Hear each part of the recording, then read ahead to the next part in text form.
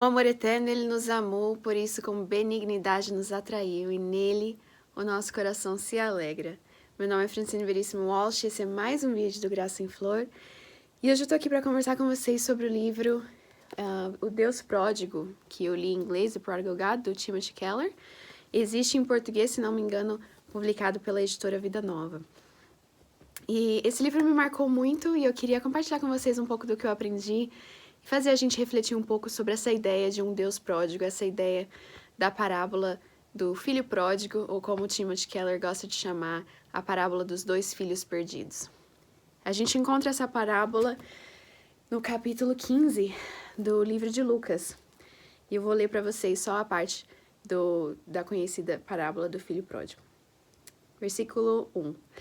Aproximavam-se de Jesus todos os publicanos e pecadores para o ouvir.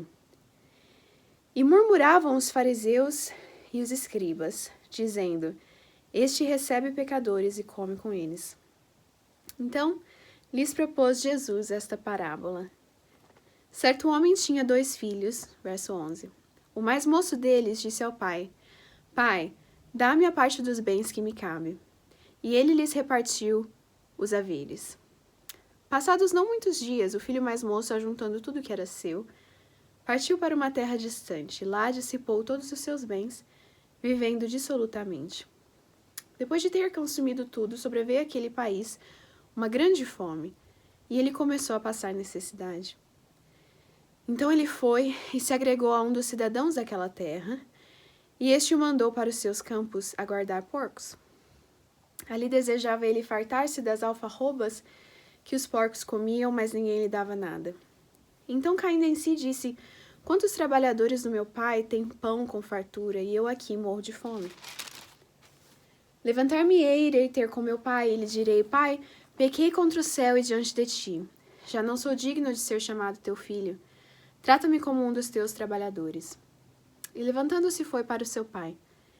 Vinha ele ainda longe, quando seu pai o avistou, e compadecido dele, correndo o abraçou e beijou. E o filho lhe disse: Pai, pequei contra o céu e diante de ti, já não sou digno de ser chamado teu filho. O pai, porém, disse aos seus servos: Trazei-me depressa a melhor roupa, vestiu, ponde-lhe um anel no dedo e sandália nos pés.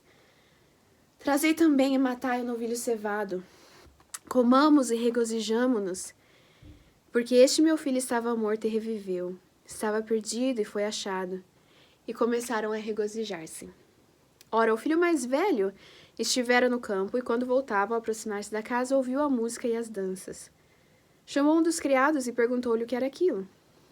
E ele informou: Veio teu irmão, e teu pai mandou matar o novilho cevado, porque o recuperou com saúde. Ele se indignou e não queria entrar. Saindo, porém, o pai procurava conciliá-lo. Mas ele respondeu ao seu pai: Há tantos anos que te sirvo, sem jamais transgredir uma ordem tua, e nunca me deste um cabrito sequer para alegrar-me com os meus amigos. Vindo, porém, esse teu filho que desperdiçou os seus bens com meretrizes, tu mandaste matar para ele o novilho cevado? Então lhe respondeu o pai: Meu filho, tu sempre estás comigo, tudo que é meu é teu. Entretanto, era preciso que nos regozijássemos e nos alegrássemos, porque esse teu irmão estava morto e reviveu, estava perdido e foi achado. Quantos de nós já nos aproximamos dessa parábola, mas talvez não tenhamos pensado muito sobre o que ela signifique? Muitas vezes a gente chama ela da parábola do filho pródigo, e a gente realmente foca somente no filho mais novo, como se ele fosse o grande protagonista da parábola.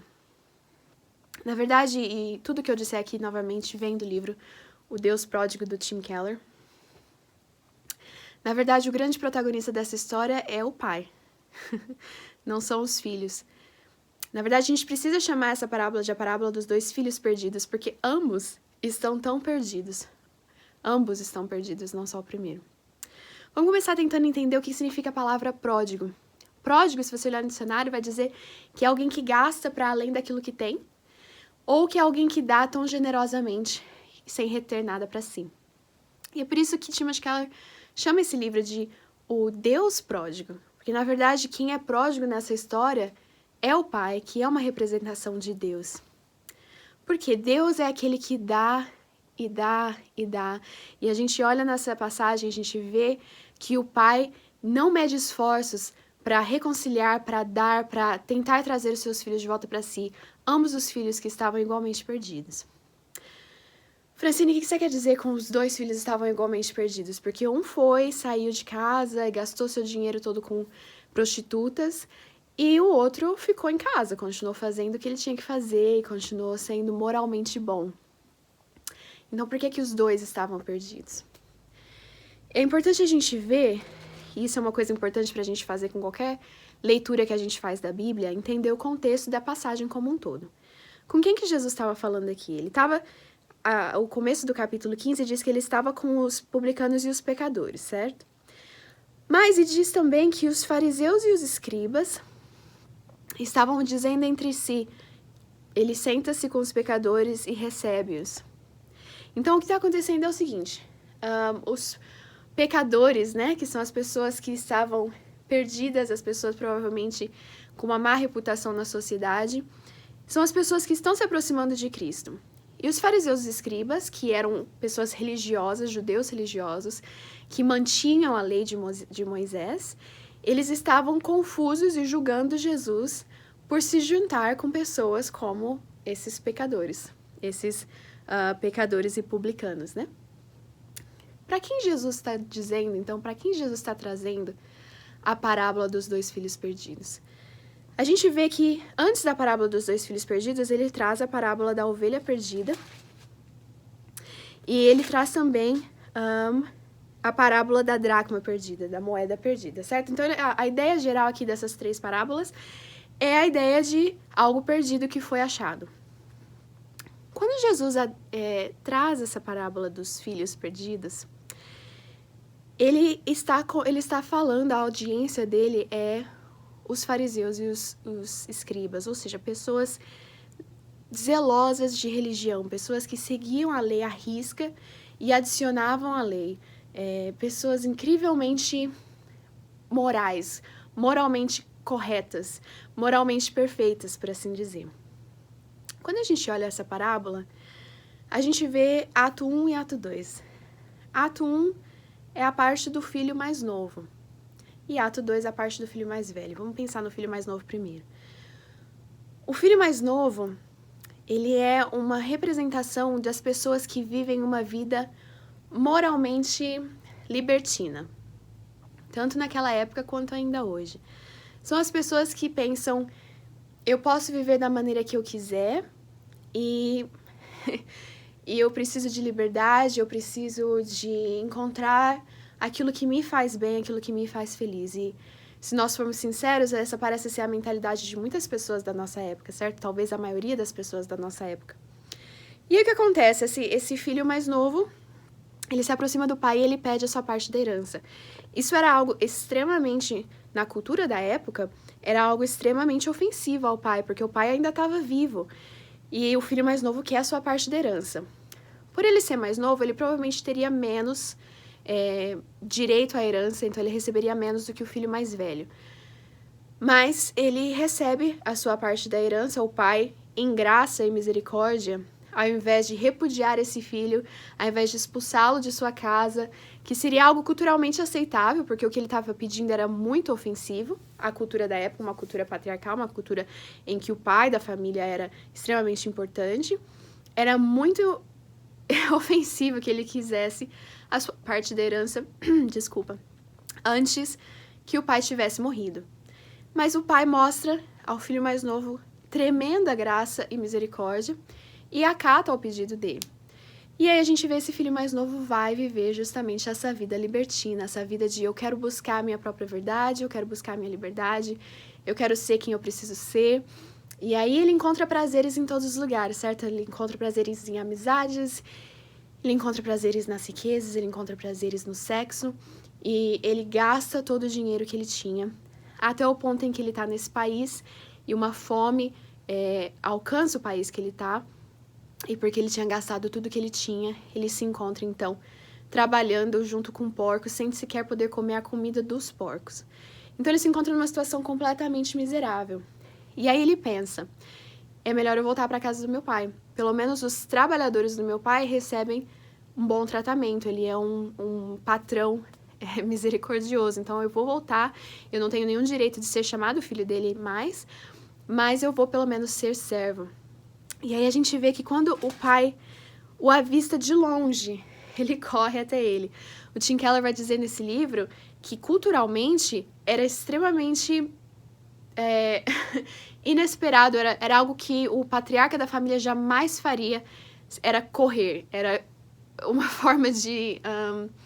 era algo que estava abaixo dele, que não era digno de um pai de família fazer. E a gente vê aqui a parábola de Jesus, o pai não somente encontra o seu filho antes dele chegar, não somente o recebe de braços abertos, mas ele corre para o filho. Algo que os fariseus, que eram, como eu disse, a audiência, eles perceberiam, eles teriam essa noção de que era algo completamente fora do comum, fora do normal, fora do tradicional, que o pai corresse, especialmente para um filho que tinha sido tão libertino, tão ingrato, tão pecador, certo? Então, o que Jesus está fazendo aqui? Ele está pegando essa ideia dos fariseus, porque os fariseus, lembra-se do versículo 1 do capítulo 15, os fariseus estão julgando Jesus por estar com os pecadores, por recebê-los e comer com eles. E Jesus está dizendo, no ato 1, do filho mais novo, o pai recebe essas pessoas, não só de braços abertos, mas ele encontra essas pessoas antes que elas cheguem, e ele corre até elas, que é algo que um pai jamais faria, mas ele se rebaixa a isso, de correr dessa forma, porque por causa desse amor radical, desse amor pródigo, desse amor que dá, desse amor misericordioso. Então, com esse primeiro ato que Jesus está querendo é que os fariseus reconheçam que ele está com os publicanos e os pecadores porque é isso que ele faz como Deus e é isso que o Pai faz como Deus.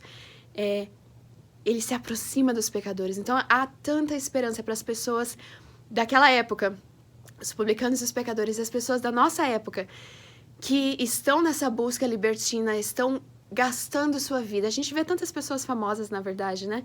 Que depois de um tempo, infelizmente, acabam caindo talvez na droga ou problemas mentais e depressão. Por quê? Porque eles gastaram tudo que eles tinham e eles buscaram prazeres em todas as opções possíveis. E eles continuam vazios, e eles continuam necessitados, e eles percebem que mesmo quando você chega no topo, não tem nada lá. Que eles percebem que se não for a graça de Deus, na verdade muitos deles não percebem, mas a realidade é que se não for a graça de Deus, se não for o Pai correndo ao encontro desses pecadores, não há esperança para eles. Mas Jesus está dizendo, há esperança porque o Pai corre para esses pecadores. Então essa é a ideia do ato 1. Essa ideia de um Deus que corre rumo a pecadores e que os aceita, mesmo os libertinos, mesmo os que fizeram tanta coisa errada, mesmo os que gastaram a vida com sexo, com drogas. Não importa o tipo de pecado que esse tipo de pessoa tenha cometido, o amor de Deus, ele é suficiente, o amor do Pai é suficiente, que ele corre até essas pessoas e ele as resgata, ele mostra misericórdia. É isso que Jesus está querendo dizer com a parte 1 dessa parábola, mas muitas vezes é onde a gente para como se o ensino dele tivesse sido somente esse, e a gente esquece que na verdade esse ensino não somente tem mais, se complementa com o resto da parábola, mas também a gente esquece que ele realmente estava tentando mostrar aos fariseus que Deus é um Deus que alcança pecadores, e aí diz que quando elas se voltam para ele mostra misericórdia, quando há arrependimento verdadeiro. Deus pode salvar qualquer pessoa com qualquer passado. E glória a Ele por isso. Mas vamos olhar agora para a segunda parte. A segunda parte é o filho mais velho. O pai, então, faz essa festa, ou que, novamente, a misericórdia desse pai, a forma como Jesus está tentando retratar o pai aqui é incrível. Porque não somente ele sai da tradição, ele, como um patriarca daquela época, correr, como eu disse, já era completamente fora do normal, já era mostrar misericórdia abundante, mas não somente isso, ele faz uma festa, ele prepara um banquete, ele recebe esse filho não como um servo, que já seria muita misericórdia receber esse filho de volta como um servo, mas ele o recebe de volta como filho. Ele mostra uma misericórdia incrível e que era para deixar os fariseus de fato de boca aberta, de ver que esse é o tipo de amor e de graça e de misericórdia que Deus tem para os pecadores. Mas, não somente então ele mostra esse tipo de graça incrível para o filho mais velho, a gente vê então o filho mais novo, agora a gente vê o filho mais velho. O que acontece com o filho mais velho? Ele é aquele tipo de pessoa que sempre esteve na casa do pai, sempre fez o que era certo, moralmente perfeito. Ele era aquele tipo de pessoa que cumpria cada detalhe daquilo que ele tinha que cumprir. Ele era respeitoso, provavelmente, ele era um bom trabalhador, ele tinha boa ética. Ele vivia exatamente uma vida perfeita, uma vida moral, uma vida de boas obras. Eu não sei se você conseguiu já sacar, mas a ideia aqui é que Jesus quer que os fariseus se enxerguem no filho mais velho. Ele quer que os fariseus entendam que o filho mais velho estava tão perdido quanto o filho mais novo. Por quê? A gente vê que esse filho, ele não tá alegre de ver o seu irmão voltar. Pelo contrário, ele se sente completamente indignado que o seu pai tenha recebido um filho tão libertino. Esse é o tipo de pessoa que os fariseus eram. Por isso que Jesus conta essa segunda parte. Ele quer que os fariseus se enxerguem nesse filho mais velho. A gente vê, inclusive, que a parábola termina numa parte que parece que ela deveria ter continuado, certo? Porque ele simplesmente fala, meu filho, tudo que é meu é teu, mas a gente tem que se alegrar porque o seu irmão que estava perdido foi achado. E a gente não sabe. Jesus não conta qual foi a resposta do filho mais velho. Ele não conta qual foi a resposta a essa demonstração incrível de misericórdia do Pai. Por quê? Ele quer que os fariseus se enxerguem nessa parábola e ele quer que eles respondam a essa parábola. Ele quer que eles se vejam como o filho mais velho e respondam a isso. Por quê? O filho mais velho, os fariseus e muitas pessoas religiosas da nossa época, muitos de nós, inclusive dentro das igrejas, são esse tipo de pessoa completamente imoral. É o oposto do filho mais novo, que é aquela tipo de pessoa que quer viver sua liberdade, quer viver a vida, quer buscar prazeres em todas as coisas que o mundo pode dar. O filho mais velho, pelo contrário, ele é completamente moral. Ele tá fazendo tudo certo.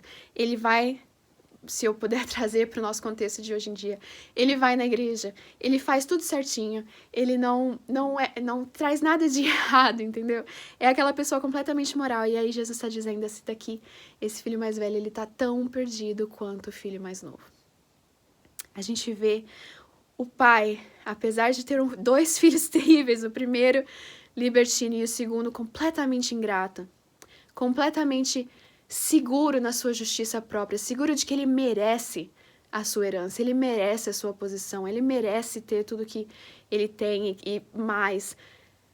É aquela pessoa completamente focada na justiça própria, religiosa, que pensa que Deus é sortudo por ter ela na sua família, certo?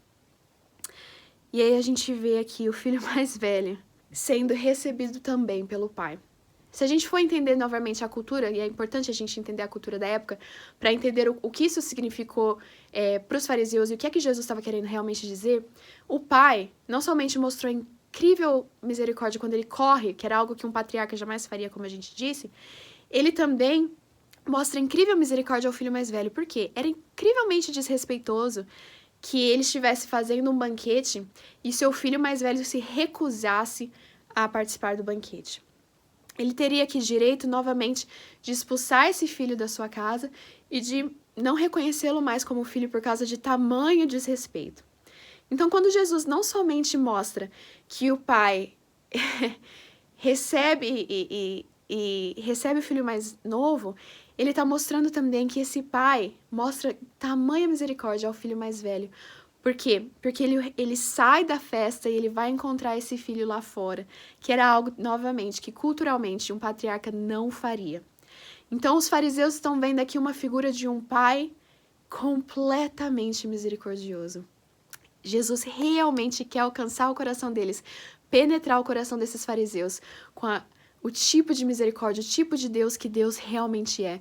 Porque os fariseus viam Deus como um Deus carrancudo, um Deus que criou a lei e que quer que as pessoas sigam essa lei moral e que quando elas seguirem essa lei moral, elas seriam então aceitas.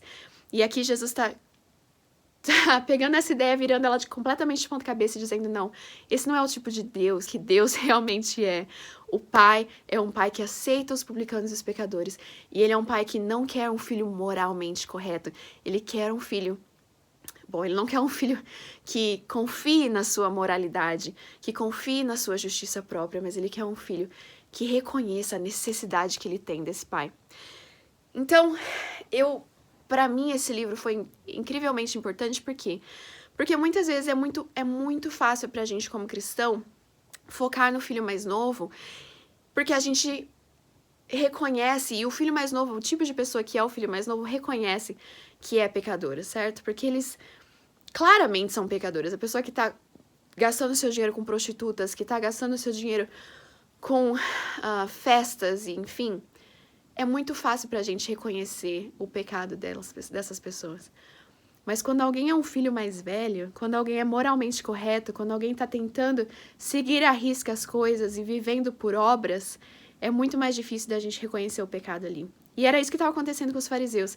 Eles não reconheciam o seu próprio pecado. Eles viam o pecado dos publicanos e pecadores, mas eles jamais considerariam a si mesmos como filhos perdidos.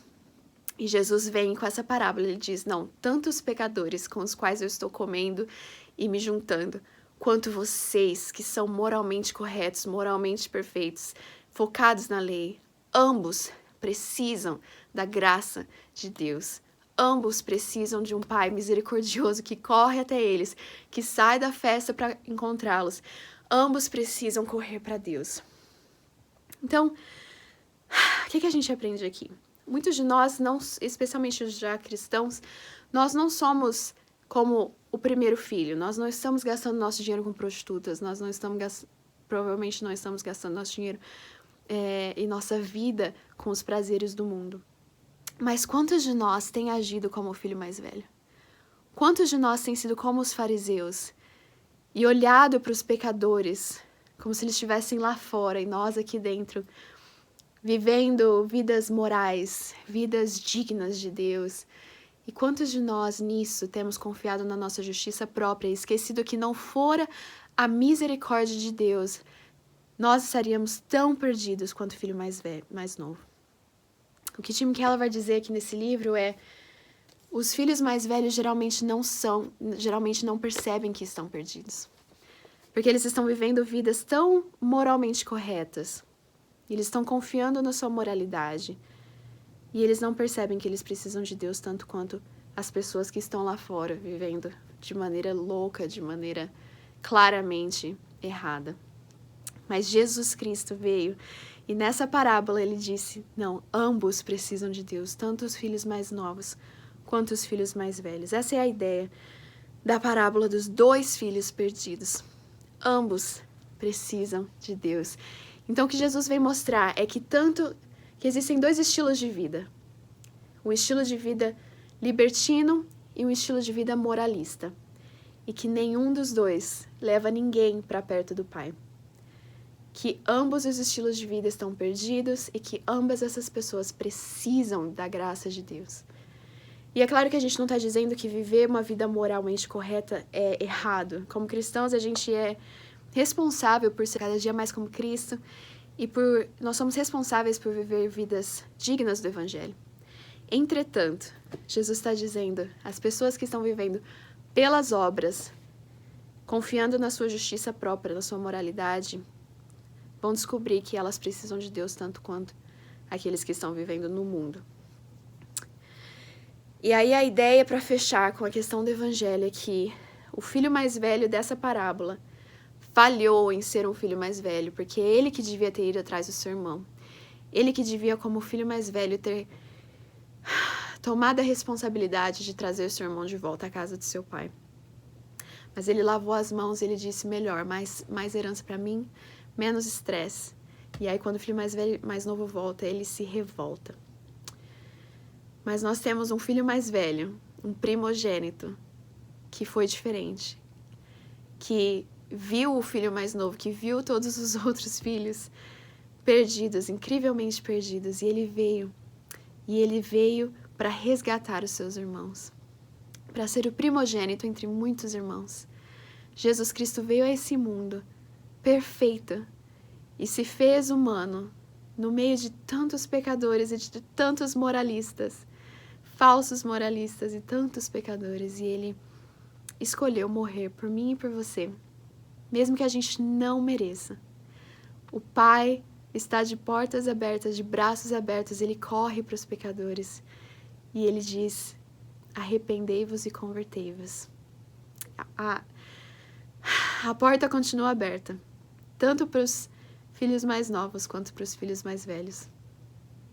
Que nós corramos para Deus e não confiemos na nossa justiça própria. Essa é a ideia do livro O Deus Pródigo, e eu espero que eu tenha conseguido passar um pouco do resumo desse livro para vocês e do conhecimento que eu adquiri com esse livro e que tem tanto transformado a minha vida. Eu tenho aprendido muito a me reconhecer tanto no filho mais novo quanto no mais velho e a perceber que naqueles momentos, tanto de falso moralismo e de hipocrisia, de legalismo, quanto nos meus momentos de correr para os prazeres do mundo, que eu preciso reconhecer que eu preciso de Deus e que meu Pai misericordioso está de braços abertos e que eu preciso e posso correr para Ele.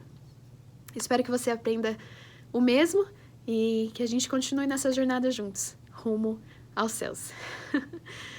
Obrigada por estar comigo nesse vídeo e até o próximo. Tchau!